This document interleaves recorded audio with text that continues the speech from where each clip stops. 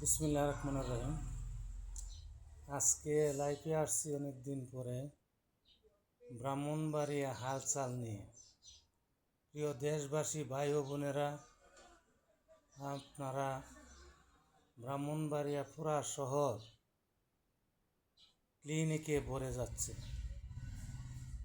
কিছু স্বার্থন্বেষী মহল ক্লিনিক ব্যবসা দিয়ে সারা এলাকার ব্রাহ্মণবাড়িয়া অন্যান্য জেলা সহ প্রত্যেক জায়গায় দালাল নিয়োগ করে ওনারা ব্যবসা পরিচালনা করছে।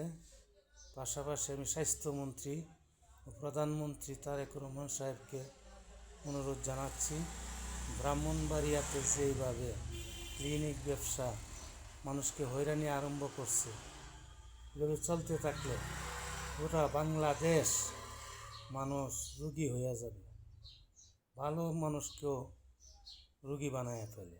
সুতরাং এক্ষুনি অল্পতেই এগুলি সুষ্ঠু তদন্ত করে বন্ধ করার জন্য প্রাইভেট ক্লিনিকগুলি অনুরোধ জানাচ্ছি।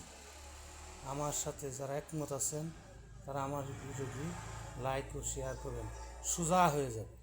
শুধু ব্রাহ্মণবাড়িয়াকে ধরেন, আমি ব্রাহ্মণবাড়িয়ার ছেলে হিসেবে বলছি, সারা বাংলাদেশ সোজা হয়ে যাবে, একদম সোজা হয়ে যাবে ইনশাআল্লাহ।